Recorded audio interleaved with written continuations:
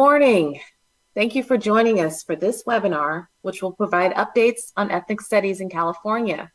My name is Cheryl Cotton, and I serve as Deputy Superintendent of the Instruction, Measurement, and Administration Branch here at the California Department of Education. As we open today's meeting, we want to take a moment first to acknowledge those impacted by the horrific fires in Maui, including the many lives lost. As we start the school year, I hope we take time to check in with our educators and students, many of whom may have connections to Maui and Lahaina, the first capital of the United Kingdom of Hawaii, and the final resting place of many Hawaiian monarchs. And as we begin this conversation about ethnic studies in our schools, we want to think about how the events in Maui are impacting many Native Hawaiian, Pacific Islander, and AAPI families. Please join me for a moment of reflection.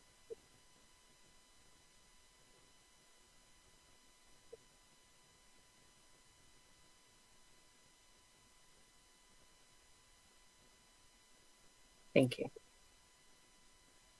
The intent of this webinar is to bring together a community of practitioners, of community leaders and legislative partners to provide an overview of ethnic studies in California, as we hear from some very special guests this morning.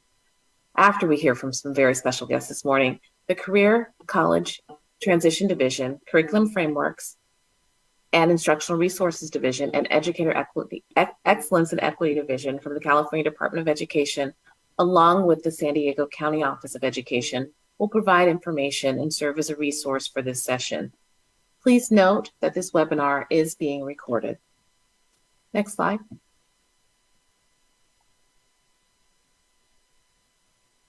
Before we move on much further, I'll review some brief housekeeping reminders. At this time, all webinar participants have been placed on mute. As questions arise during the webinar, please type your questions in the question and answer box. We will do our best to answer those questions throughout the webinar. For some of these questions, they may be included in our frequently asked questions page, which will be available on the CDE website in the future. This webinar will be archived and available for viewing at a later time from Facebook at https://www.facebook.com/CA education/videos. We would now like to turn the presentation over to State Superintendent of Public Instruction, Tony Thurmond. Thank you, Deputy Superintendent Cotton. Greetings, everyone. Thank you for joining us for this conversation about ethnic studies. And I want to say to those of you who've begun the school year, congratulations. I hope you're off to a great start. For those of you preparing to open, we also wish you a great start to the school year. I also want to just say that we're grateful for the guest speakers that we'll have today, many of whom are champions for ethnic studies. And they're helping us to tee up the conversation that we're having today. You're going to hear from a number of the folks at the department and our partners at the San Diego County Office of Education who will go through the nuts and bolts about how to establish an ethnic studies curricula at your school district. They'll tell you about requirements and resources that are available. But we want you to hear from many great individuals who've lived ethnic studies, like Dolores Huerta, who's been a champion for human rights and civil rights and a champion for ethnic studies.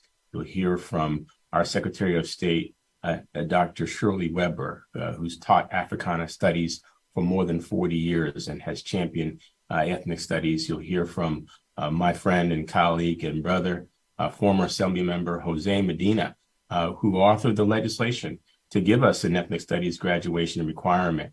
You'll hear from Dr. Karen Korematsu of the Fred Korematsu Institute, who worked with us to help us to create this first ethnic studies graduation requirement. And my friend, my sister from another Mr. Manufo Aliaga, who is a school board leader and early childhood educator, and someone who works to help amplify the importance that ethnic studies has for our students.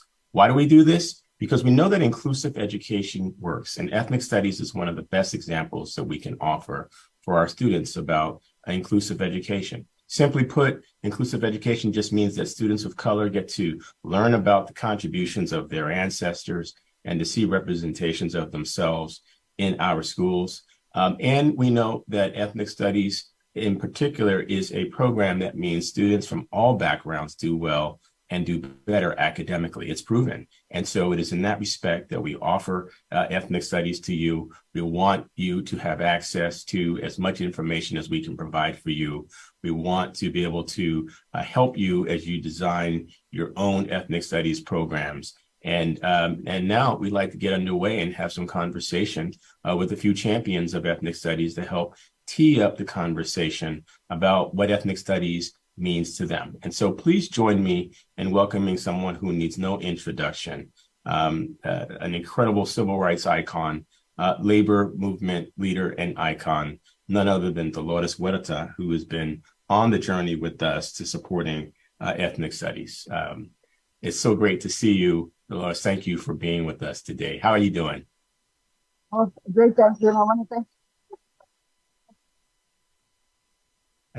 I think we lost your audio just for a second, Dolores, but we're certainly glad to have you here, and let us know if there's anything we can do to help you get your audio going again. Am I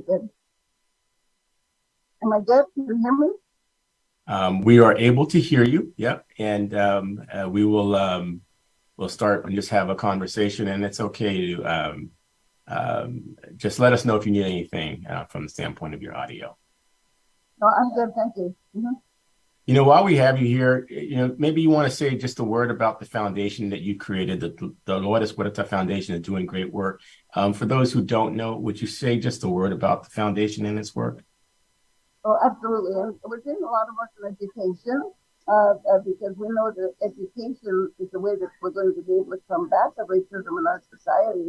And because if we can teach all students, and one of the things I love to tell people is that, you know, our human race comes from Africa, and we are Homo sapiens, and so we are all Africans of different shapes and colors. And it's so important because we know that our human race would never have survived on this planet had we not taken care of each other, protected each other, and shared what we have with each other. And so this is the basis of the bonding of our human family. And right now, our human family has this great challenge to get rid of the racism in our society. And we know that racism comes from slavery. Racism comes from the fact that people were expected to work for nothing to make other people wealthy and other people rich. And we know that this is wrong, and this is not the way it should be. And when we think you were mentioned about Hawaii, that we know that recently, because of the wildfire in Hawaii, that many of the native artifacts there in the museum were burned. And when we think of colonization, that, you know, that Hawaii was also a colonized place, like all of the Americas were also a colonized place.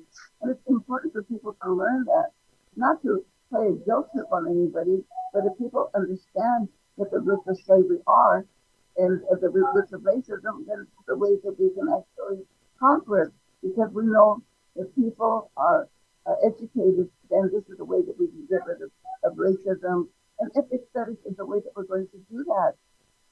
People can understand, people are not, we don't want the ignorance to remain in our society, so that people have no basis to be able to distrust or not care for one another. This is the basis. Our foundation, and thank you for the question, Superintendent, our foundation, we are active in 17 different school districts, and you know, putting our proposals forward and helping them with us, with all of you, to make sure that we get ethnic studies into our schools, because this is such an important issue. And also fighting against the racism that exists in our schools right now, especially for our children of color, the children of farm workers. We have to work very hard to make this happen. And unfortunately, many of our teachers do not have the curriculum and they're not equipped to teach ethnic studies. So I know that this is something that you and many others are working on to make sure that they have the facts in their hands so that they can then reach out to students and teach them why racism is so poisonous and is dividing our society. This is the work that our foundation is doing right now with all of our education programs that we have in 5 different counties in the Central Valley. And we organize the parents, we organize the students, we make sure that they go to the school board meetings, and they advocate for the ethnic studies that we need. So this is very important work, and it's going to take all of us with your leadership, Dr. Weber's leadership, and the other great people on this webinar today to make sure that we can save democracy in our society. And this is the way that we do it, by keeping people together.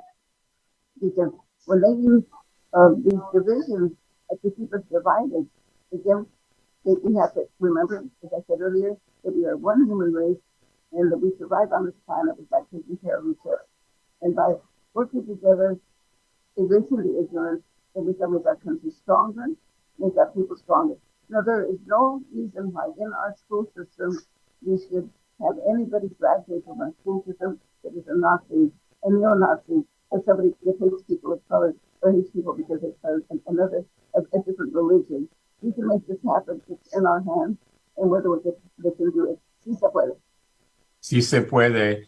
And there's a bunch of questions I want to ask you about ethnic studies and the advocacy you've done for Chicano Latino studies. But thank you for sharing with us about the foundation's work and putting in context how we're all part of the same human family, the impacts of racism. Thank you for being an ambassador for California education. And thank you again for pointing to the impacts that many in Hawaii are feeling right now. We know that our sister Manufo Liaga Anoa'i is going to speak more about that. But you mentioned Si Se Puede. You know, some people don't know, but you created that phrase in the movement and in the work that you've done. Tell us how you came about creating the phrase Si Se Puede. Well, that actually happened in Arizona when Cesar Chavez was doing a 25-day water-only fast against violence. He wanted people to remain nonviolent. And so we were trying to reach out to some of our professional Latinos to come and join the movement and to support that. And to change things in Arizona. And many of them said to me, no se puede. We cannot do that in Arizona. In California, you can do all of those things. But in Arizona, no se puede. No, you can't. And my response to them was, sí se puede. Yes, we can. And we took that then to our rally. And when I made that report, everybody stood up and they shouted and they were clapping their hands in unity and shouting, sí se puede, sí se puede. And as you all know, that became President Obama's slogan when he ran for the presidency. So, and it has far reaching effects because sí se puede, not only does that mean that yes, we can, but it also means yes, I can. So in Spanish, it's a little bit more profound meaning, but that is really, in my case, a mandate for all of us that there are ways that we can make sure that we change things better for our country, but it's on each and every one of our responsibilities to do so, and especially for education, our teachers, and all of the people that support the education system. Thank you so much. Gracias por todo. Se puede, sí se puede. Thank you for that incredible gift of advocacy. And we know that the president gave you the Medal of Freedom and recognition of your incredible work. You mentioned Arizona. Just if I could, just one last question. As you mentioned Arizona, I read about you going to Arizona at a time when the State Department of Education and the legislature were trying to block the ability of students to learn about Raza studies. And you've been a huge champion in California for Chicano Latino studies, as well as for ethnic studies. Any more that you want to say about what happened when you went to Arizona, about what drove you there and what drives you? Because you've been one to say that students should have ethnic studies as young as elementary school. Tell us more about what has driven you to have such care for ethnic studies. Well, you know, I was very fortunate to grow up in Stockton, California, which is very ethnically diverse. And I like to say that I learned my ethnic studies from my friends because we all grew up together. And if all children could have that opportunity, and often we live in segregated neighborhoods, but if they can have the opportunity to learn about each other's culture, each other's language, each other's food at a very young age, that's a way that we can instill in children that because children are not born racist, that we know. And so it's very, very important if we could possibly bring ethnic studies, you know, down to middle school, down to elementary school, that would take us a further step. And I know it took so much work, Dr. Medina and yourself and others at the studies even in our high school, that we have to keep working to make sure that we get it down into our elementary schools also. And I think that we can really make a huge step forward to immigration, because children love to learn about other people's culture and other people's languages. They love it so much, and we can make that happen in the educational system. So we do know that we need a lot more resources to make this happen. And when I was in Arizona, I was actually talking to the students about exactly what we're talking about. But they used my visit there to Arizona to pass a law that they to get rid of ethnic studies, which they already had in some of the colleges in Arizona. And of course, it took a big fight, but they finally got their back. But it took a big political battle. They had to, take it to the ballot, but they finally got ethnic studies back in Arizona. Well, thank you for that incredible work in Arizona and in California. Big shout out to the people of Stockton who gave us Dolores Huerta. And, thank you for being a champion, for helping us get the Model Ethnic Studies curriculum guide together and getting the Ethnic Studies graduation requirement passed. We know that you are busy. I see you all over the state leading the work. Thank you for your reminder that we're all part of one human family. I think we all need to hear that reiterated at a time when there's so much division and people pushing discriminatory practices. We are grateful to have you as an ambassador of education in the state of California to help us counter those thoughts and to promote ethnic studies for all. Thank you so much, the incomparable Dolores Huerta. I hope you all will join me in aplausa for the incredible Dolores Huerta. We invite you to stay if you are able to. We also understand that you are doing so many great things all throughout the state. Thank you. Well, thank you very much, Tony. And yes, I'm on my way to a Latino Media Conference in Orlando right now. And you will be coming. Always doing the work. Thank you. And we look forward to seeing you again. Have a wonderful conference. You're welcome. There you have it, ladies and gentlemen, the incomparable Dolores Huerta, president of the Dolores Huerta Foundation, ambassador to California education, a great friend to all, and a great friend to students who would like to learn ethnic studies. Thank you.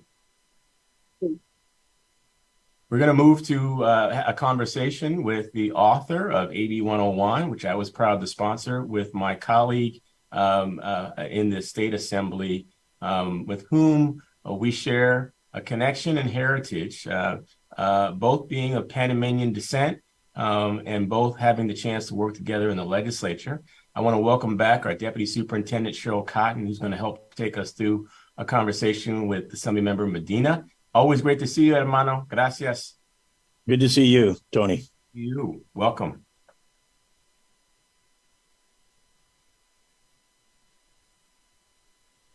I'm going to hand it over to Cheryl and invite you to unmic.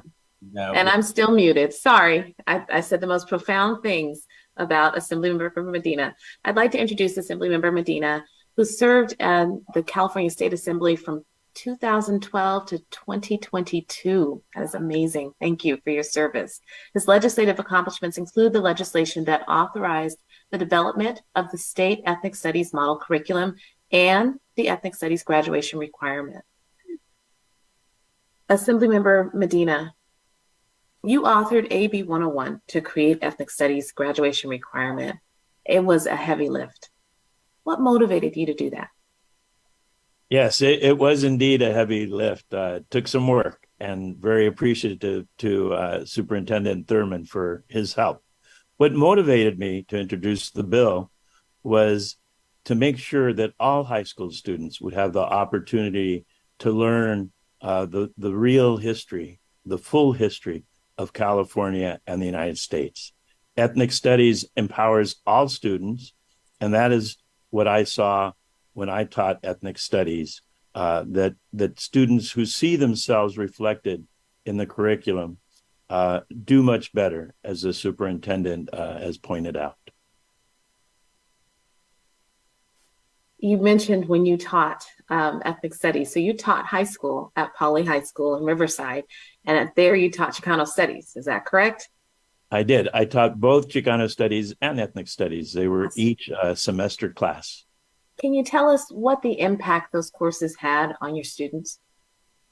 You know, as I said on the floor of the assembly when we took the last vote on this bill, AB 101, students still, to up to today, when they see me on the street, come up to me and say, "Thank you, Mr. Medina. Thank you for teaching us about our own history and culture." And that continues to today. Recently, it happened again. And so what I was able to experience for myself firsthand is just that, the empowering nature of ethnic studies, how students are hungry to know their full history, and the power that ethnic study has in transforming students' lives. Thank you for that. That is amazing. Thank you so much for joining us today. So, Assemblymember Medina, Superintendent, if you have any other questions. No, I just want to thank you, Assemblymember Medina. We're going to bring on our Secretary of State, Dr. Weber, but I want to thank you too for the way you brought forward the legislation. I think you provided clarity in AB 101 with clear guardrails that talks about what ethnic studies is and what is not part of ethnic studies, and that there should be nothing in it that is divisive, that would tear our folks apart. And I just want to thank you for bringing that legislation forward in a very thoughtful way. And we are continuing to encourage school districts to follow the guide that is provided in the ethnic studies curriculum, a guide that the State Department of Education has put out. And just want to say thank you to you, Assemblymember Medina, for your leadership here. And thank you, Superintendent Thurman. It would not have happened without your help and guidance. Thank you again. Thank you. Thank you, Assemblymember Medina. Thank you, Deputy Superintendent Cotton. It's a great honor now as we prepare to talk with the legendary Secretary of State, Dr. Shirley Weber. You all know Dr. Weber's work at San Diego State, professor of Africana Studies for more than 40 years, a former school board member in San Diego, a former assembly member with whom I had the pleasure of serving, the first African-American woman to serve as Secretary of State in California, who's taking what we do in this state around voter registration and voter access to new heights. It's exciting now to bring you none other than our Secretary of State, Dr. Shirley Weber.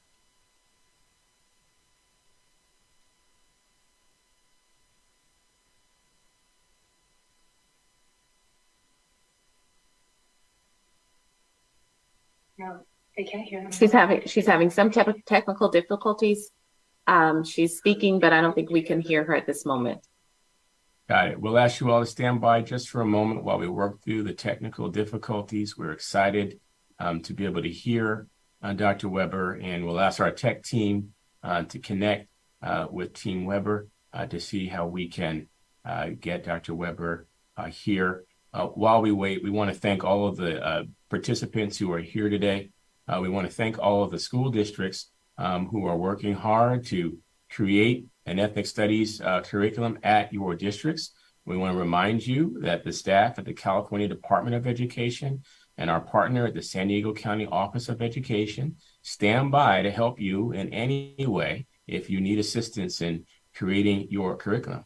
I want to also acknowledge that just in the last 2 weeks, our team has been able to put on an incredible training, a first of its kind, to create a certification for anyone who wants to know how to use the ethnic studies curriculum guidance that the State Department put out, approved by the state board. We had hundreds of individuals participate in that certification. And we want to remind school districts, if you're working and looking for those who can help you in creating your curricula at your school district, we encourage you to work with someone who can show you that they've had the certification and that they are certified in the use of the state-approved ethnic studies curriculum guide. And so we just want to share that with you and ask you to stand by as we get ready to hear a few reflections and remarks from our Secretary of State, Dr. Shirley Weber. As we continue working through the communication and technology here for today's conversation, I also want to thank all of you who came to our most recent Teacher Recruitment Summit on this past Monday. As I think about what's going to be ahead for ethnic studies, I'm mindful that we're going to need to have lots of teachers who get access to professional development and training and support to provide this great work. And our state, like every state in the nation, is experiencing a teacher shortage. We have a number of programs in place for someone who might want to become a teacher in California, and including a $20,000 scholarship for anyone who would like to get a credential. We have a residency stipend program in the state that offers $40,000 for someone who would like to be in a residency teaching and training program. We have programs at the undergraduate level, and we have districts who are ready to hire anyone who wants to become a teacher. So for those of you who are watching on social media or who are part of today's Zoom, if you know someone who would like to become a teacher, and I'll ask our team to put this email in the chat, we invite them to get in touch with us at teachnca@cde.ca.gov. We'll be putting that in the chat. And what we have now is a one-stop way for anyone who wants information about becoming a teacher, about getting a scholarship, about connecting with a credentialing program, can do so by going to this one location. Thank you to Maria Clayton from our communications team who put that into the chat, teachnca@cde.ca.gov. As we look for a signal, I see Dr. Weber on our Zoom screen, and we're excited to engage in conversation with Dr. Weber. And as soon as we see her on screen, I'll stop talking so we can hear from Dr. Weber about her incredible experiences around ethnic studies. As Dr. Weber comes, I just want to share some things that she has shared with me, that she is taking numerous students to the African continent. And those students have shared with Dr. Weber how those experiences have changed their lives. And so I know that there's much that Dr. Weber can share, and we will get her on in just a few moments to share some of those experiences with you. Dr. Weber? She's just about there. They're working on her audio right now. She's coming. She's right here, Superintendent. That's great. I know that the excitement is building, and we're excited to have Dr. Weber come on in just a few minutes and to share some of the great things. And then shortly after that, you all will get to hear from a number of great champions like Dr. Karen Korematsu of the Fred Korematsu Institute. Dr. Korematsu is one of our ambassadors of education, and she helped to steer our work to create the Model Ethnic Studies Curriculum Guide. You're going to also hear from Manufo Liaga Anoa'i, who is a school board member in the Jefferson City School District, a champion around early education, and someone with whom I had the good fortune recently to visit a camp program for students at the Jefferson Elementary School District. Manufo has created for many years a camp that teaches students about Polynesian culture, and Manufo leads incredible programs to provide supports to students in the Asian American and Pacific Islander community, but she builds bridges of intersection to help so many of our students. So we've got a great lineup of folks for you. You'll hear from those speakers in just a few moments. And then after that, you'll get to hear some more of the nuts and bolts about how the ethnic studies curriculum is intended to work and the supports that are available from the State Department of Education and our partner at the San Diego County Office of Education to support our school districts. And so in just a moment, we'll continue the conversation with our special guests. And we look forward to being on partnership with all of you. In the meantime, we want to encourage you to continue sending in your questions, things that you want to know, your suggestions, and ways that we can be helpful to you as we implement ethnic studies in our state, as we continue to give our students access to education that will support them, because we know that inclusive education benefits all of our students. And it's exciting time for us, even at a time when there are those who are assailing the efforts to provide inclusive education, that we have something that is proven, like ethnic studies, where we can show that ethnic studies helps our students to be successful academically and supports the social development of our students, all of our students from all backgrounds. And so we invite you, the participants, to send your notes in the chat about questions, about suggestions. And for those of you who have great examples about your ethnic studies work, many of you have already curated a curriculum, and many of you have been working to provide training for students and staff in ethnic studies. And so we want to hear from you. Please share that with us. We're going to go ahead and prepare to bring on another guest. And then as we work through the technology challenges, we want you to hear from our Secretary of State, Dr. Shirley Weber.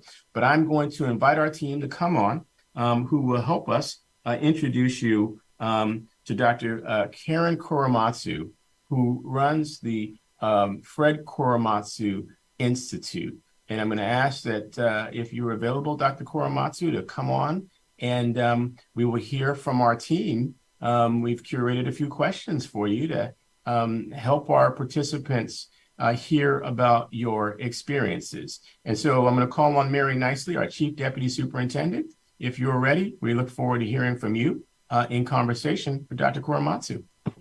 Thank you, Superintendent Thurman, and thank you everyone for joining us today. Really excited for this conversation, and very thankful for Dr. Korematsu joining us today, who was instrumental in supporting and finishing the Ethnic Studies model curriculum. So welcome, Dr. Korematsu, the founder and executive director of the Fred T. Korematsu Institute, where she carries forward the legacy of her father, Fred Korematsu. She's an amazing public speaker, educator, and civil rights advocate. And I'm very proud of the fact that back in the day, many years ago, as a commissioner for the city of Berkeley, Berkeley was one of the first cities to actually adopt in its school board the curriculum of the Korematsu Institute. So very, very excited to have you here, Dr. Korematsu. So are you there with us? Yes, thank you. Good. And good morning. Great. Good morning, Karen. So I just wanted to, open this up for some conversation. I know we had some questions.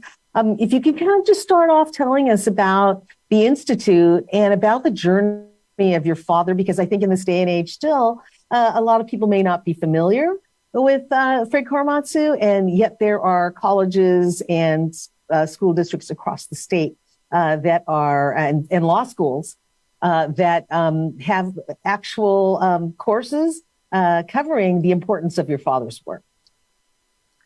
Thank you, Mary. And also I wanted to have the opportunity to thank Superintendent Tony Thurman for this opportunity and your great staff at the California Department of Education to focus on the ethnic studies model curriculum that's been created for the state of California. This is an important time in our country, and this education is greatly needed. My father was born in Oakland, California, Japanese American. He was the son of Japanese immigrants. My grandparents immigrated in the beginning of the 1900s. And he attended schools in the East Bay, in the San Francisco East Bay. Castlemont High School was where he learned about the Constitution, but also he was on the track team and the swim team, and he had many different types of friends. However, when Executive Order 9066 was issued by President Roosevelt in 1942, after the bombing of Pearl Harbor, to incarcerate over 125,000 Japanese Americans, my father thought it was wrong. He was paying attention that day in school when they were discussing the Constitution when he was a junior. And he thought that this was wrong, that the incarceration was wrong, that he had rights as an American citizen.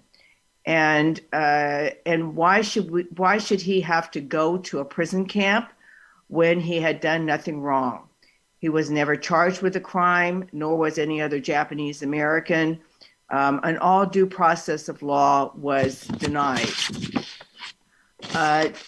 He decided to fight this charge, and when the attorney of the American Civil Liberties Union of Northern California visited my father in jail and asked my father if he would be a test case, my father jumped at the chance.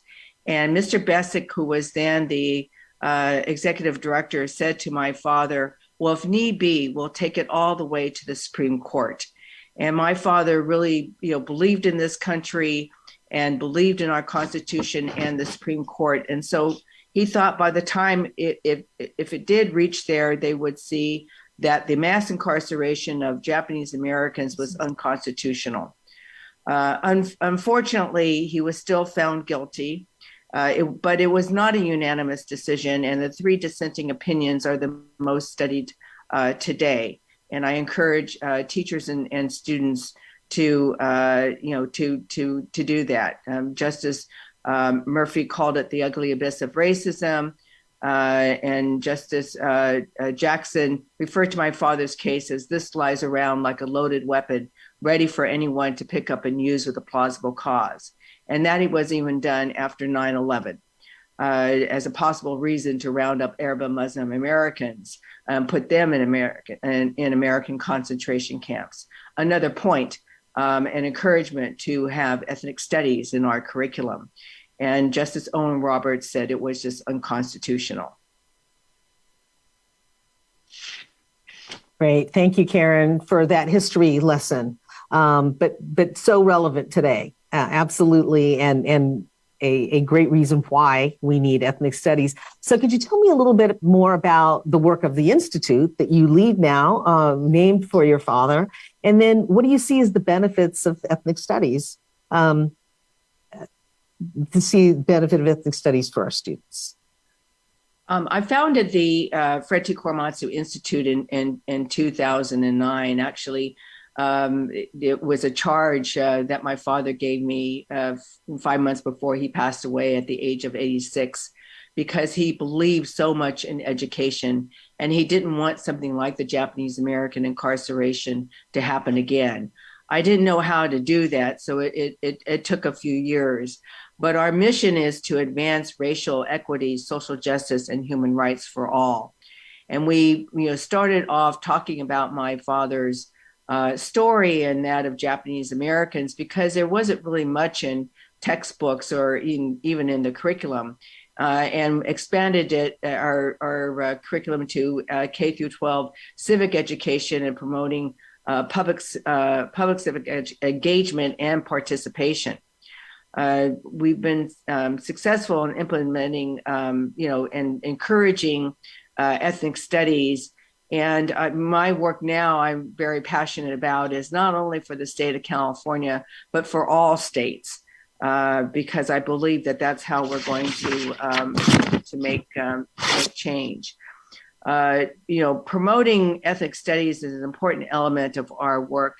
And I agree with Dolores Huerta that our ethnic studies should start as young as elementary school.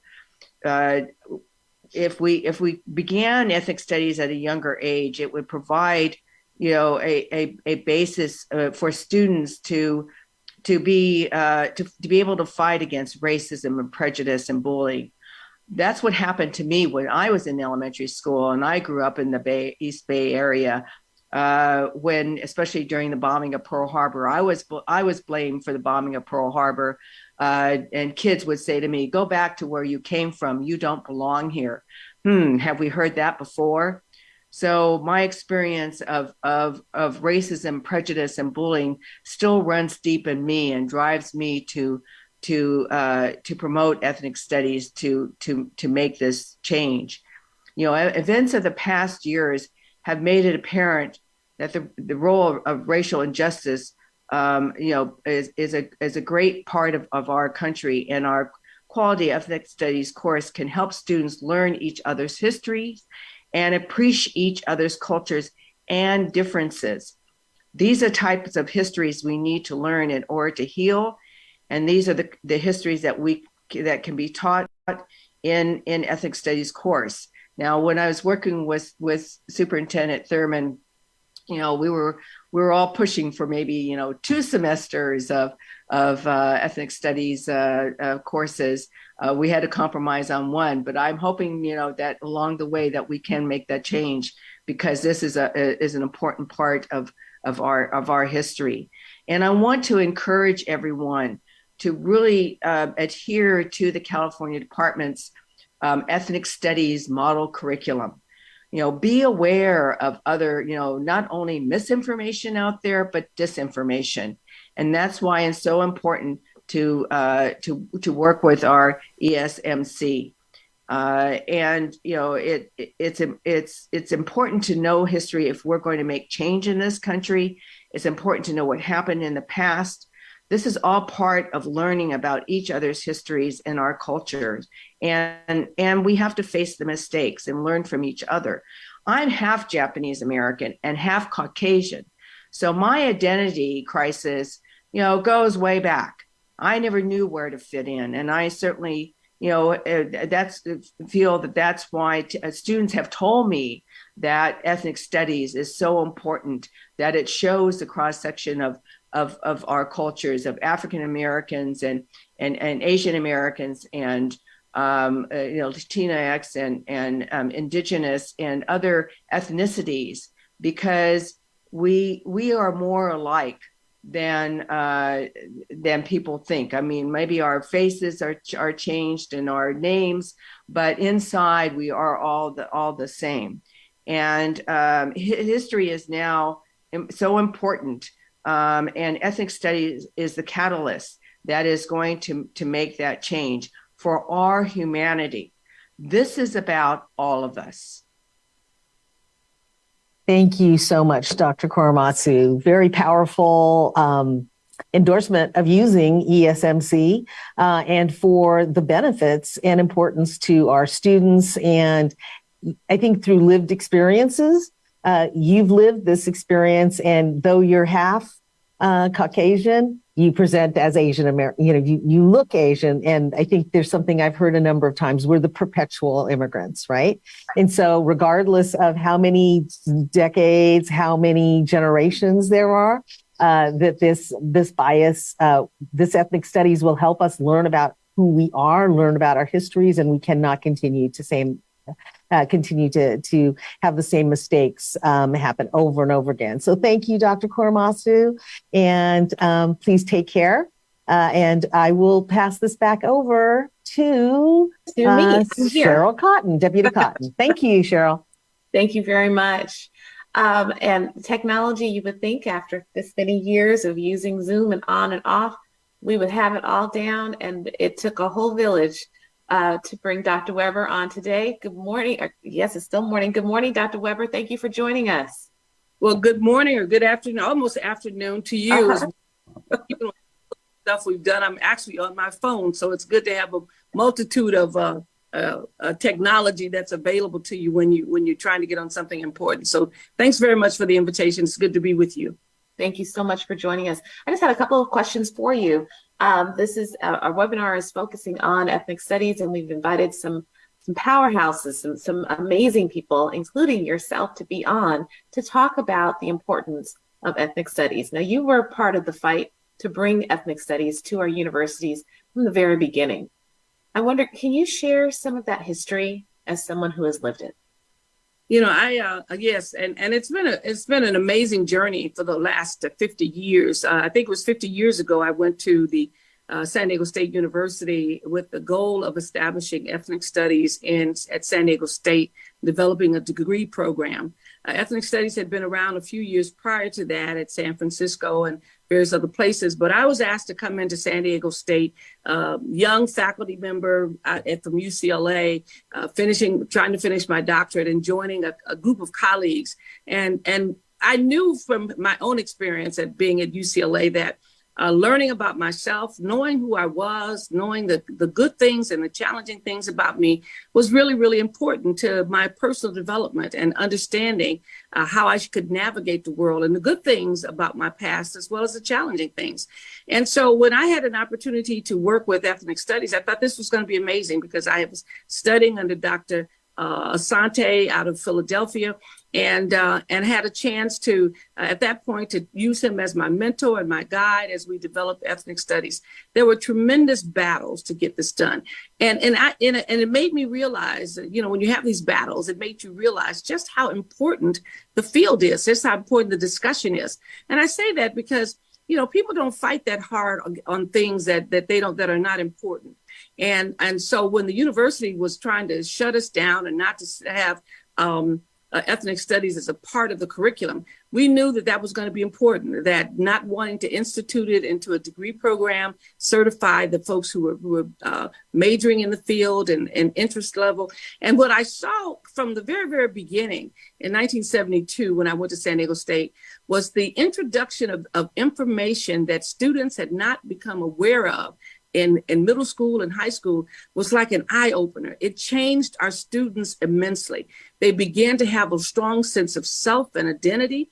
They knew why they were in college. It wasn't just about getting a career. It was about really helping their community and changing the attitude and the perspective so that you now had purpose. People forget that we study history in the United States, and whether it's our history or whoever history it is, but we study that year after year after year for kids, because when you study the normal white history, what you're basically building is the American character. You're teaching them to love their country, to understand the issues understand the battles that their country has gone through and the wars that they've won in order to maintain their identity and give some sense of strength and purpose. When you don't have that in your own history, then you wonder if you really had anything that you were fighting for. Was there any battles for you? Were there any good things that happened? Did you make a contribution to the world? Or were you just a person who was always a beggar? And so what happens is when our students begin to understand the legacy that they stood upon, the struggle that their people had gone through, the victories that they had won, it immediately changed the perception of students. And they began to realize, I'm going to college for a reason, not just to get a job and make some money, but to really build my people, my community, to show that we are truly intelligent people and to basically have an impact. The same was true of white students. When they took the ethnic studies courses, they began to look at African Americans a lot differently. They said, wow, you guys are some strong people. You're some persevering people. You're persistent. So what happens is all of us begin to benefit from having a balanced perspective on history. So I saw my students do a 180-degree turn who were coming into college. They were much more serious, much more focused. And even to this day, some 50 years later, when I see my students at programs and anniversaries, they have a sense of purpose about how they fit in this world. They have a sense of identity as to what they're going to do to change the world and to bring along others into the process. So it really is a transformational kind of education for young people from across the board. My white students are different kind of professionals as a result of having taken ethnic studies. They respect people of color more. They look and see the good that's in themselves and in others. And then they have a commitment to not become victims again and not to allow this kind of thing to happen. So it is truly a transformational kind of experience when people get truth, balanced truth that gives them a sense of who they are and who all of their peers are. So it is critical. I've often said to those on the floor of the assembly that if we'd had ethnic studies, the populations that we're working with now that are having difficulty with math and science and other levels of achievement, we wouldn't have that kind of problem. We would learn very quickly that women have been involved in science since the beginning. Black people have done inventions since the beginning. So why aren't they doing it now? And rather than thinking this is not something that they do, we would learn that there's not only something they do, this is something they have mastered in the past, and it creates a different sense of ownership and pride. So I'm a strong advocate for it, and there's a reason why people don't want to discuss it, but we must insist that they not only discuss it, that they teach it to our children, and they teach the correct information, not the misinformation that they want to teach right now. That is so powerful. Thank you. And I would say 30 years ago, as a college student for myself, taking African American studies courses, it was eye-opening for me. It was a game changer for me, and empowered me in a way at UC Berkeley at that time that I needed. I needed that. And I appreciate that. I also know the connection with the continent. So as an African-American woman, I know my connection and my connections to both African-American history, but also African history. I'm hoping, can you share just a little bit about some of the student trips that you took to Africa that you organized, and the impact that you saw that in your students? You know, my first trip to Africa happened because some 7th and 8th graders challenged me in a program that I ran for the NAACP. And I met Du Bois's son, and he told me to tell them, say, hey, come visit me in Ghana at the Du Bois Institute. And I went back and told my kids that kind of as a joke, and they said, no, we can do this. And I tried to discourage them because I knew it was be costly. And those middle schoolers said, no, we can do this. And so my first trip to Africa in 1999 was really taking a group of kids from the NAACP program that I ran on weekends for the kids. And we took about 5 or 6, 7th and 8th graders. And they had it was transformational. When I see those young adults now, they remind me of how important it was because they had this misperception of Africa. And all of a sudden they went to Africa. And when they came home, they had so much wonderful things to tell and the things they learned. And to this day, it has transformed them. Since that time, I'm taking a trip this coming fall with about 40 Californians who want to go to Ghana. And I was going alone with just a few people. And now my list is up to close to 40 who want to go to Ghana. But I've been to, I don't know how many countries, maybe 15, 20 countries in Africa over the last 20 years. And the interesting thing is that I've taken a lot of adults, I've taken a lot of students. We used to go every year to South Africa to my students and give them a chance to see how much they could bring to Africa and how much Africa could bring to them. And several students took more than one trip. They just absolutely enjoyed it. And they got a sense of understanding of what the continent was about, how diverse it is, how huge it is, how there's so many things about it. But they also learned a lot about themselves because every time that even I went to Africa, I would learn something about my culture. Somebody would say something to me and it would ring a bell because I'd heard that in church. I heard that from someone else. And I realized now I know why this older person was saying those things because it come out of this long tradition. So going to the continent is essential for so many people. And you get rid of all the myths that you have. That people say, well, Africans don't like us and so forth and so on. And you walk into an environment where people are welcoming you. They're excited about seeing you, excited about you coming home. And so I think it's critically important. What I've done over the years is I've always taken students, but I also take elders because what happens is that there are an awful lot of Black folks who want to go to Africa who have never had anybody to take them to Africa. And so when I started taking students, a lot of elders came up to me and says, can I go? I said, sure. Nobody I know has ever gone to Africa and I want to go. And so every year I've taken these folks. In fact, I think the oldest person traveling with me this November is 85. She's never been to Ghana. She's never been to the continent and she's eager to go. And so I'm proud of the fact that I've opened up Africa to an awful lot of Black folks who would never have gone to Africa. Many of them elderly who now finally have enough money to go to Africa, but could not go when they were younger. And each one had a burning desire to be on the continent, to see the folks that were there. And then we had exchanges. We had young people from South Africa who would come to San Diego to attend a leadership institute.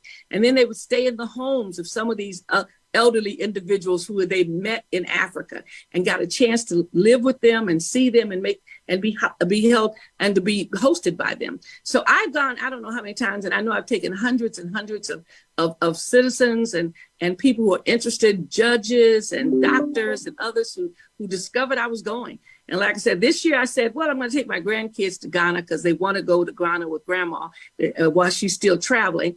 And I decided to take my 2 grandsons. And now we have close to 35 or 40 people, many here at the Capitol, many of them who are few legislators, a lot of lobbyists, a lot of individuals. And I'm getting people even calling me every day, is the trip closed out? No, it's not. and they're getting their stuff together because they want to go to Ghana. And it's going to be a great experience for them because it always is. It opens up their eyes. They see something that they've never seen before. And then they experience something themselves, the going home, the longing to be with people who look like them, the joy and celebration of just being on the continent. So I've done that since 1999. And sometimes I've gone to the continent twice. I've been East, the West, the North. I've been to Egypt a couple of times. I've been to South Africa 10 times or more, 10 or 12 times. And then some of the others of Zimbabwe and Zambia and other Kenya and Nigeria and just all of the continents. I went to see where my folks were supposed to be from, Sierra Leone. We went to visit Sierra Leone, and I went to Senegal, and I've been to Morocco and all around. So it's been an amazing trip for me to basically go to Africa. And I just went because I decided one day with these kids that we were going to go.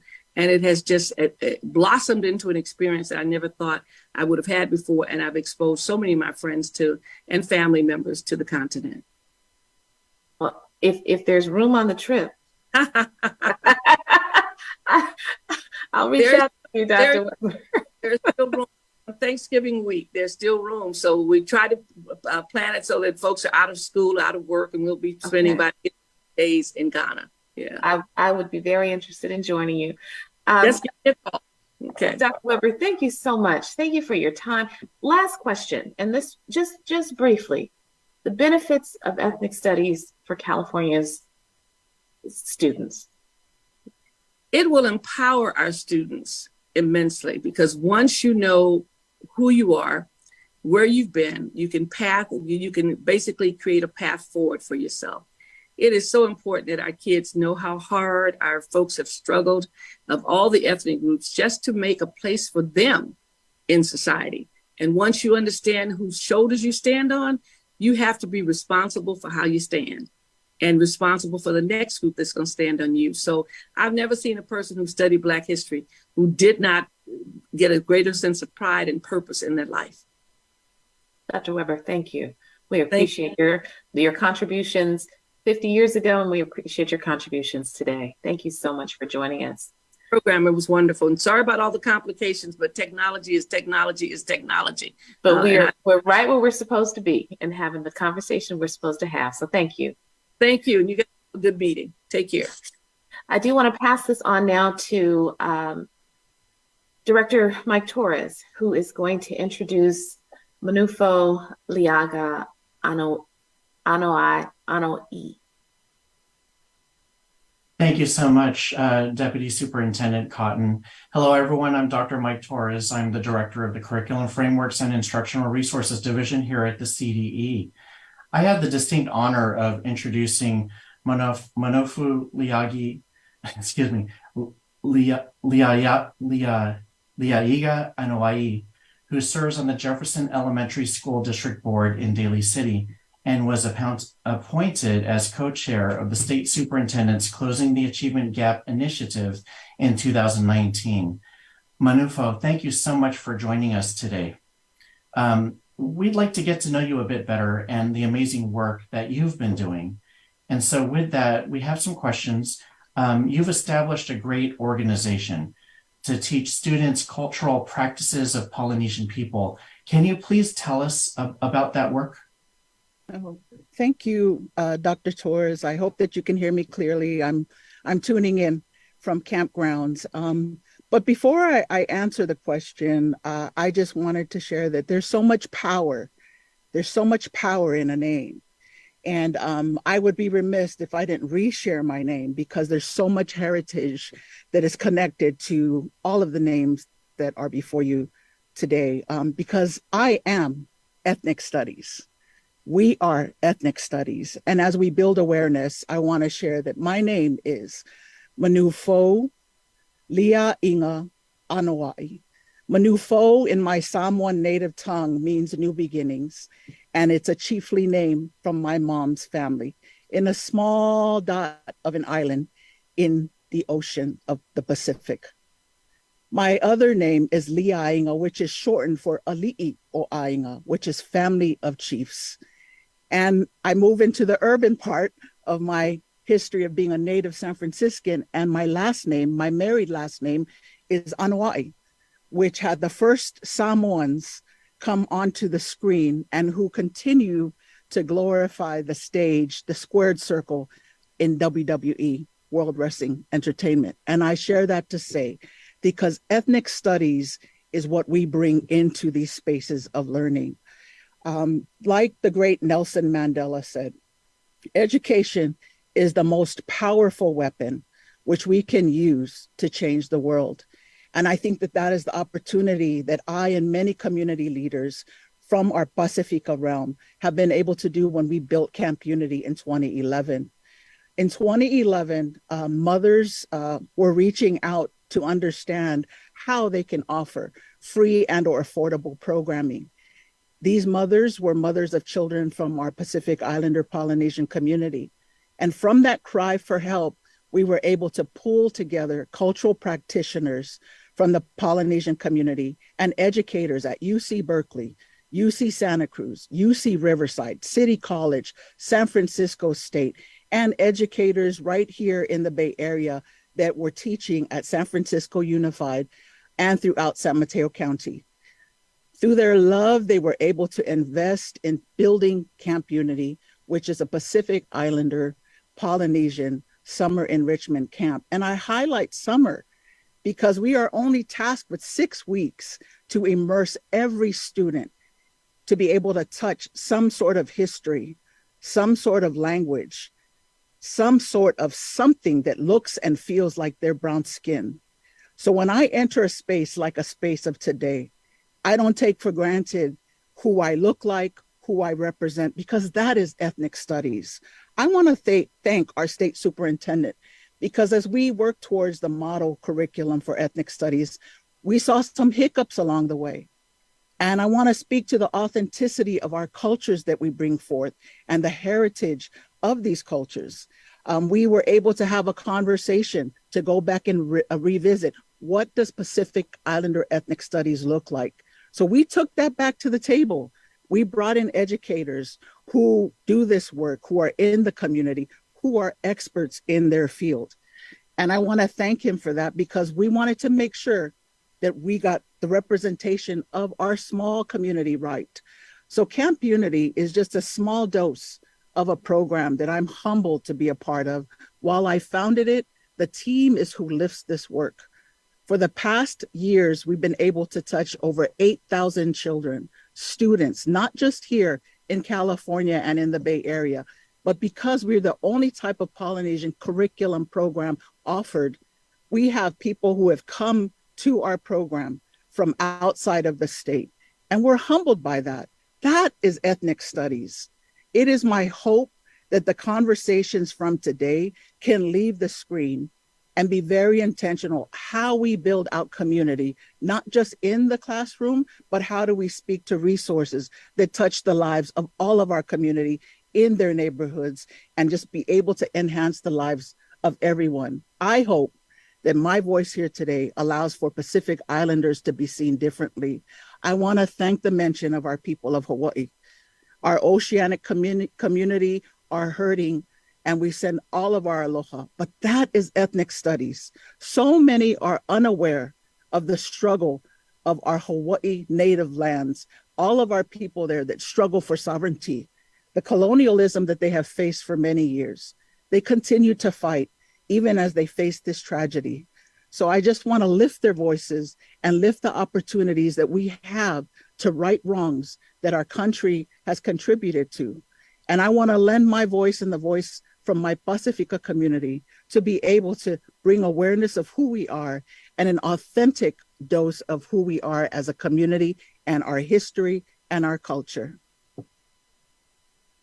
Thank you so much for those very, very powerful words on ethnic studies and representation of your culture and sharing of your voice with the audience here today to talk about ethnic studies. You serve as a school board member, and you're known for great work in early education. And you've also served as a co-chair for Closing the Opportunity Gap, appointed by Superintendent Thurmond. Are there other things that you think that our schools should do for students?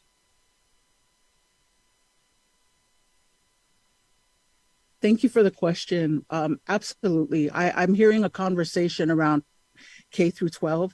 I have shared with the superintendent in the past.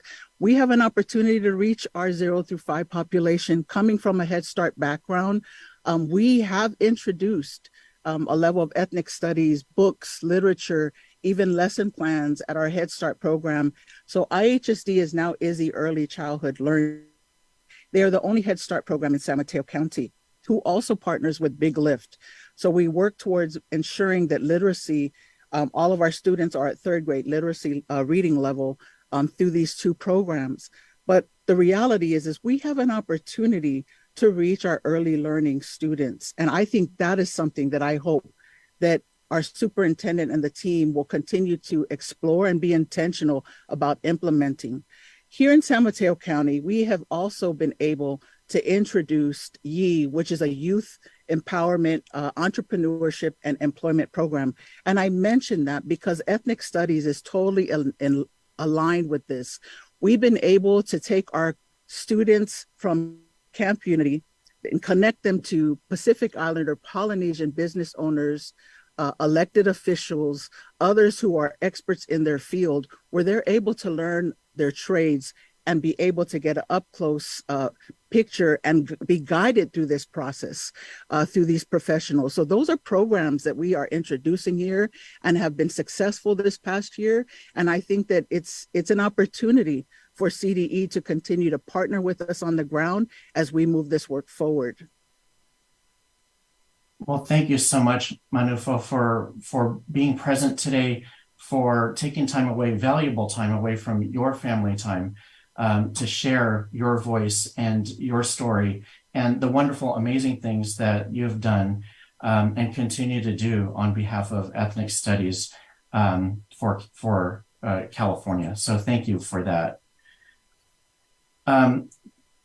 Everyone, I just think we've just had such a wonderful guest speaker panel. We've had amazing speakers throughout this morning.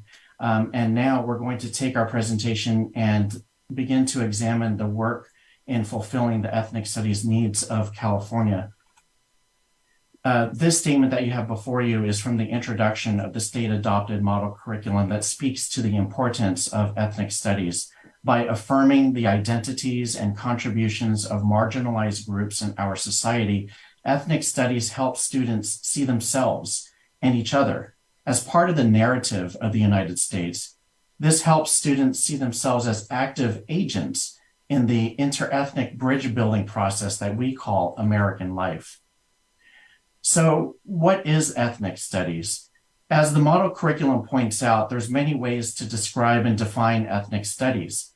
Ethnic studies is an interdisciplinary field that combines the richness of history, literature, economics, sociology, anthropology, and political science.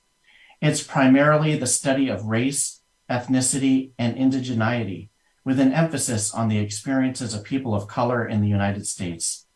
Ethnic studies grapples with the various power structures and forms of oppression and the resulting social, emotional, cultural, economic, and political impacts. Importantly, this field highlights the contributions to many areas of government, politics, the arts, medicine, economics, and other areas that have been made by people of color. So the objectives of ethnic studies. Ethnic studies is a discipline that empowers students. It affirms diverse student identities and their place in society. Ethnic studies brings students and their communities together. Community engagement is a core element of the discipline. Ethnic studies gives all students the skills needed to engage in critical conversations about race. These conversations are more essential now more than ever, given the divisions within American society. Ethnic studies also give students the tools needed to engage with causes of equality and justice. Ethnic studies does not just identify social problems, it empowers students to solve them. So let's talk about the benefits. One may ask, why teach ethnic studies? And we can look at the many benefits this kind of instruction has been found to have. both for students of color and for white students.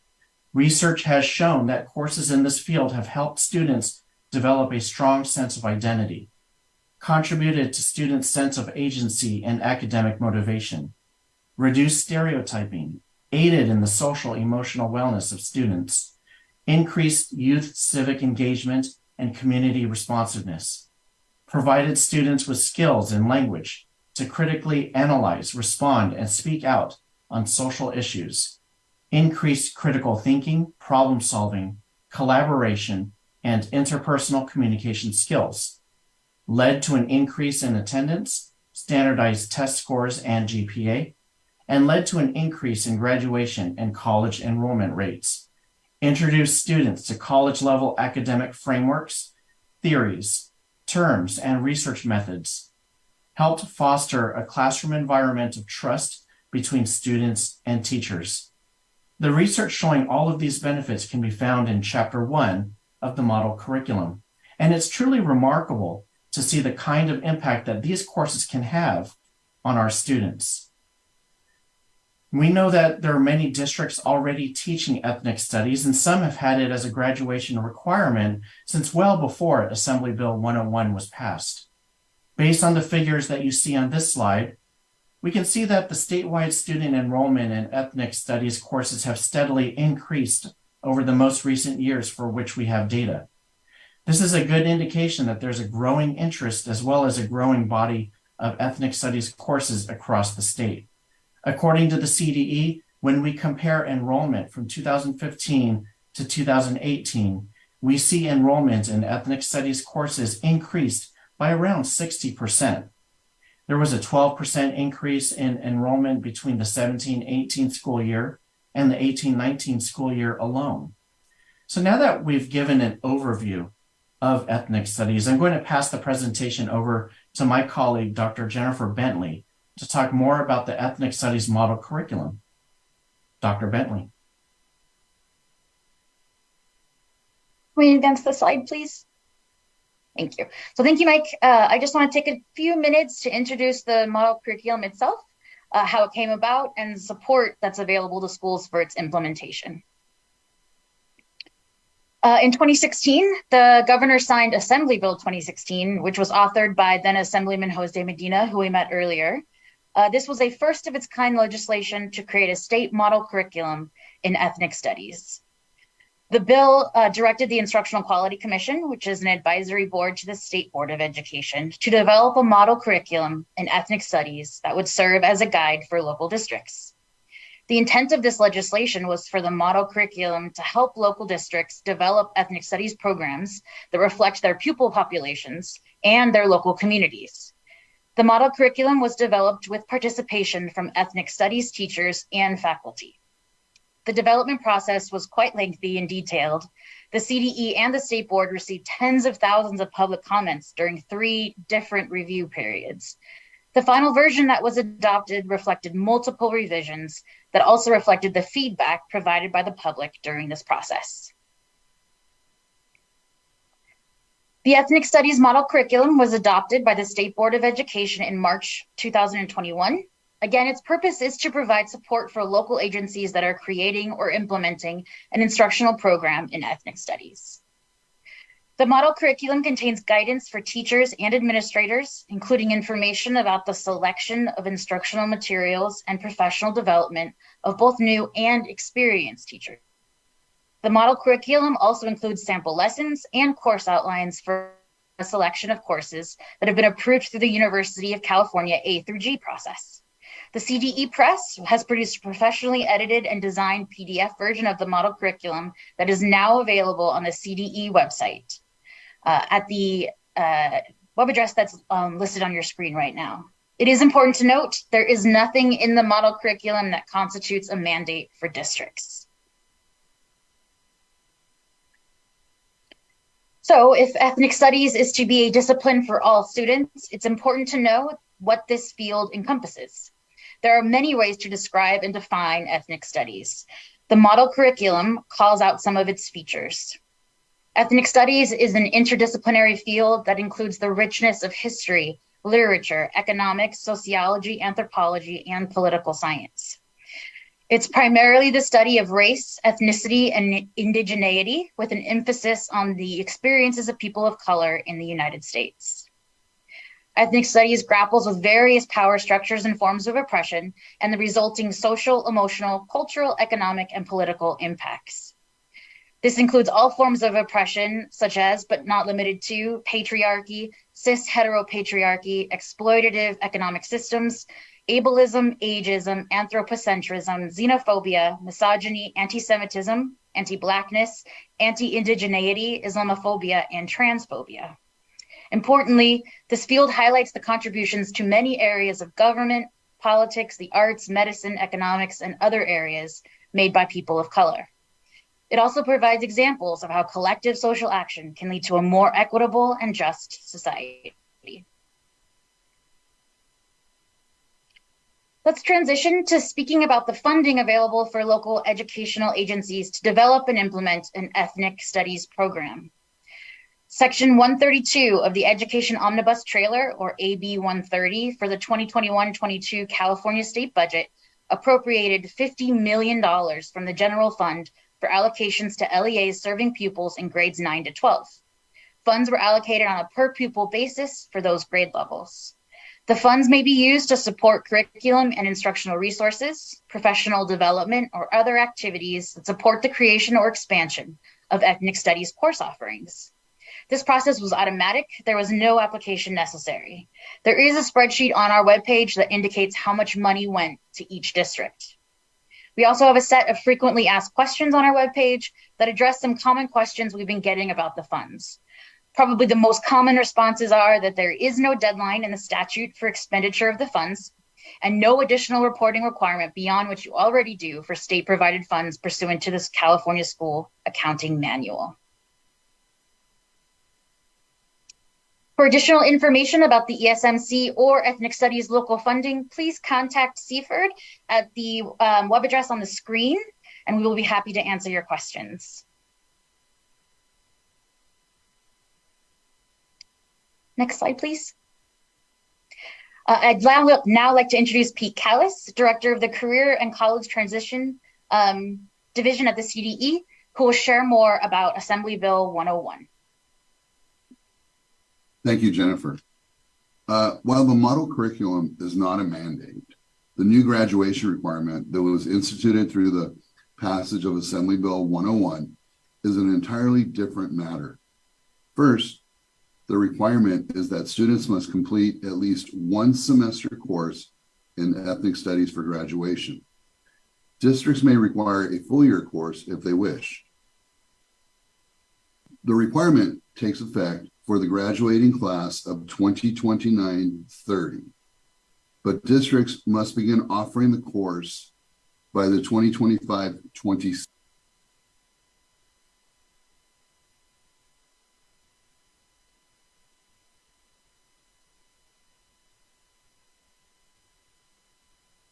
Pete, I believe you muted yourself. Sorry. There we go. The requirement does not necessarily require districts to add a new course beyond the 13 currently required for graduation. The legislation states that a student completing the required ethnic studies course can also get credit for coursework in the subject that the course is offered, such as high school social studies or English. So a student taking a course in ethnic studies course to satisfy the graduation requirement can also accrue credit for coursework in the subject that the course is offered. So, for example, a student taking a Chicano literature class can receive credit for English while also meeting the ethnic studies graduation requirement.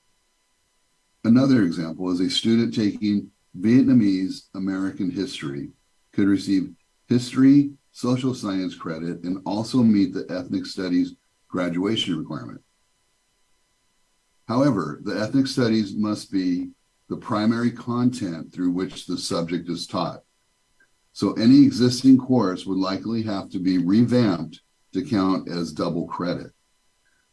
The course may be based on the state-adopted model curriculum, but that is not a requirement. Remember that the model curriculum is just a guidance document. It is not a complete curriculum. It does have examples of sample lessons and includes a number of A through G approved ethnic studies courses that have been taught in California high schools. Next slide, please. There are 4 options for satisfying the graduation requirement, and they include a course based on the model curriculum in ethnic studies developed by the IQC, an existing ethnic studies course, an ethnic studies course taught as part of a course that has been approved as meeting the A through G requirements, a locally developed ethnic studies course approved by the governing board of the school district or the governing body of the charter school. Next slide.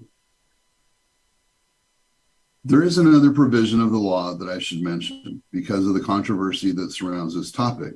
The legislature inserted language in the bill that states that it was their intent that districts not use old drafts of the model curriculum when designing their ethnic studies courses. Some have alleged that those early drafts included content that was biased and discriminatory towards certain groups. Another requirement to be aware of if a district is developing its own locally developed course is that any such proposed course must be brought to their local governing board twice before it can be approved. This is to give the public a chance to weigh in on the course. This requirement doesn't apply if the district is using an existing course, such as one that has been approved as meeting A through G requirements for the University of California or the California State University system by another district. There are a few examples of those courses in the final chapter of the state adopted model curriculum. Next slide, please. Finally, the curriculum, instruction, and instructional materials shall be appropriate for use with pupils of all races, religions, nationalities, genders, sexual orientations, and diverse ethnic and cultural backgrounds, pupils with disabilities, and English learners. And it shall not reflect or promote directly or indirectly any bias, bigotry, or discrimination against any person or group of persons on the basis of any protected category. Not teach or promote religious doctrine. Next slide, please. For additional information about the Ethnic Studies High School graduation requirement, please contact the High School Innovations and Initiatives Office at hsio@cde.ca.gov. And now I'd like to hand over the presentation to Monique McWayne, Director of Educator Excellence and Equity Division at CDE, who will share more about ethnic studies professional development options available to California educators. Monique? Thank you, Peter. We will now shift gears to professional learning. $5 million was included in the 2021 state budget to support schools offering new or expanded ethnic studies courses through a contract with the County Office of Education or consortium of County Office of Educations to develop high-quality ethnic studies professional development and resources. A request for application in the spring of 2022 led to San Diego County Office of Education being identified as the County Office of Education to enter into contract with our department to carry out this work.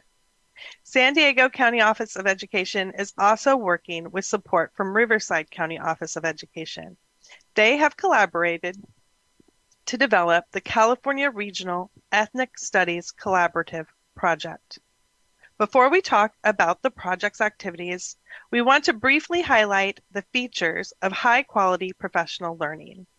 Next slide. The quality professional learning standards present the elements of a quality professional learning system that, if well implemented, will benefit educators focused on increasing their professional capacity and performance.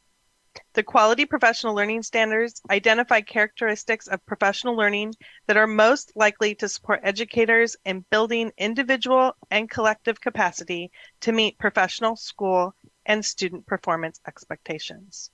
There are 7 interdependent standards that promote professional learning. Next slide. Our department's Quality Professional Learning Standard webpage includes detailed information on the standards, as well as resources to help educators, policymakers, administrators, and others develop high-quality professional learning. Resources that are highlighted, in addition to the detailed information on the standards, are a companion tool called the Professional Learning System Review, which supports educators to collaboratively engage in careful study and analysis about whether they are implementing professional learning that is based upon sound research, strategies, and practice. Guidance to support remote, high-quality professional learning, including suggestions for aligning remote professional learning to each of the 7 standards. And Professional Learning Stories, which is a collection of videos and resources showcasing high-quality professional learning systems in California districts and schools. Videos highlight local examples of high-quality professional learning are available for each of the 7 standards. Especially relevant to implementation of the Ethnic Studies model curriculum, 2 videos highlight the Equity Quality Professional Learning Standards in action. One video highlights how Chula Vista Elementary School District and San Diego County Office of Education support equity in the Educator Effectiveness and Evaluation Project.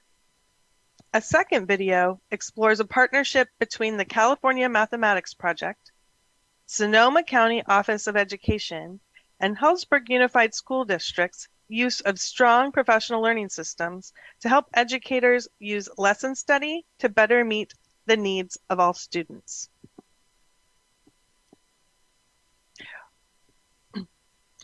We will now provide a general overview of the California Regional Ethnic Studies Collaborative Project during the 2022-23 school year. During the 2022-23 school year, the project, California Regional Ethnic Studies statewide, California Regional Ethnic Studies Collaborative team offered 3 statewide ethnic studies webinars. A webinar on April 13 provided an overview of ethnic studies model curriculum, featured resources to support connections between civics and ethnic studies. A webinar on May 11 delved into strategies for designing community-based ethnic studies projects. And the final webinar on June 8th featured panel discussions on the importance of the core 4 foundational disciplines of ethnic studies.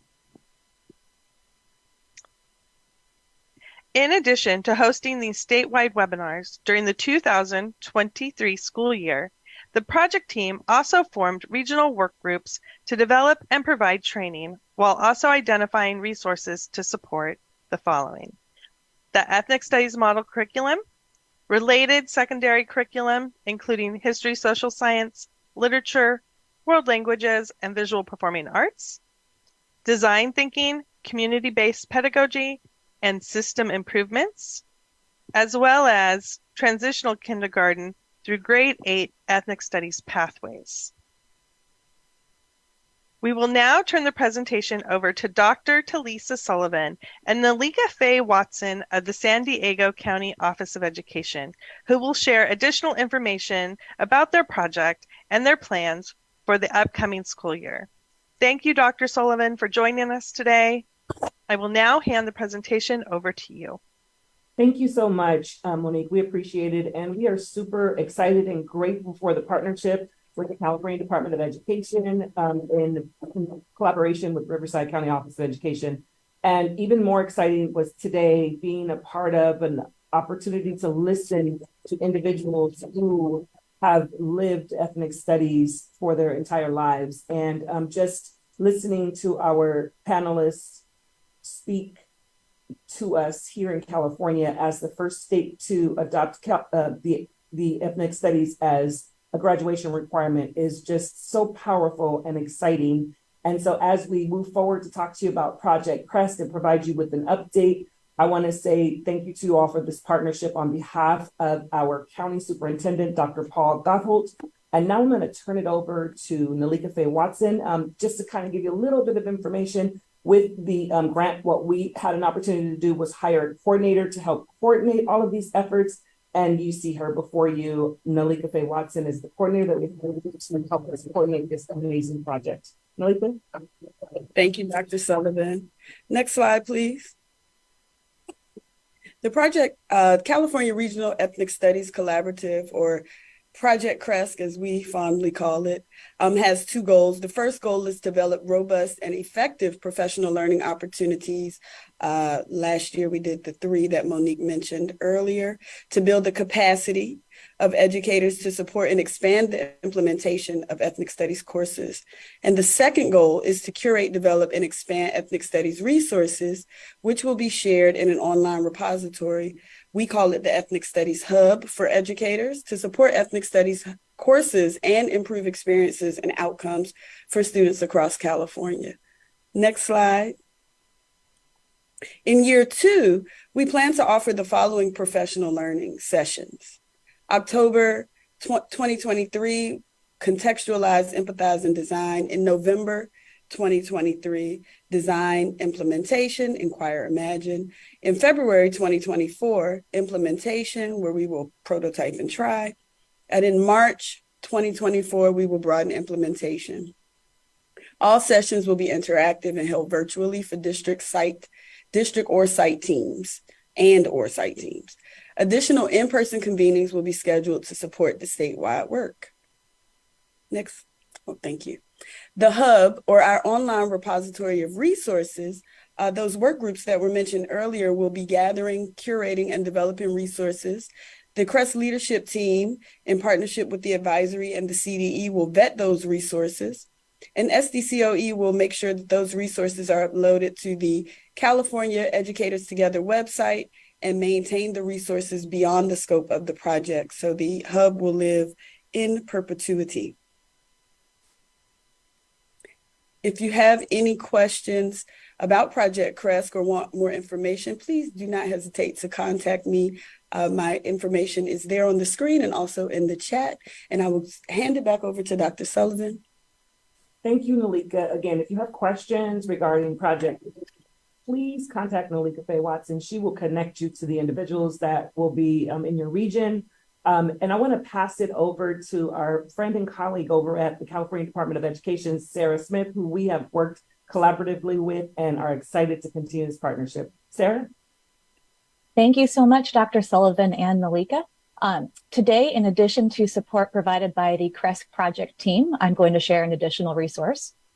In 2022, the Los Angeles County Office of Education released an Ethnic Studies Adoption Toolkit to provide school districts in California with a process for developing, adopting, or integrating high-quality ethnic studies courses to meet the Ethnic Studies high school graduation requirement. The toolkit provides several resources to support the process of local ethnic studies implementation. So that includes action steps with supporting templates, existing course offerings, case studies, and summaries of lessons learned. Los Angeles County also has made available a recorded webinar highlighting how several Los Angeles County school districts have implemented ethnic studies. Finally, program and course outlines are also available that can be checked out for several active courses. For additional information about ethnic studies professional development, please contact the Ethnic Studies Professional Development Team at esmcpd@cde.ca.gov. And I will now turn the presentation back over to Deputy Superintendent Cotton. Thank you so much. So to our special guests, our CDE team and San Diego County Office of Education team, we thank you for your contributions today and all you've done and will do to continue to bring ethnic studies to California classrooms. We understand the importance of this work and the benefits for all of our students. We thank all the participants who took time to join this webinar today. Thank you for being here. You're an important part of connecting policy and guidance to practice for our students. As we conclude, Please take a moment to complete the brief evaluation survey to provide feedback to us as we continue to provide relevant and helpful guidance and information. We will leave this screen on for a bit so folks can make sure that they get their evaluation survey completed. But this concludes our webinar today. Thank you so much. Thank you for joining us today.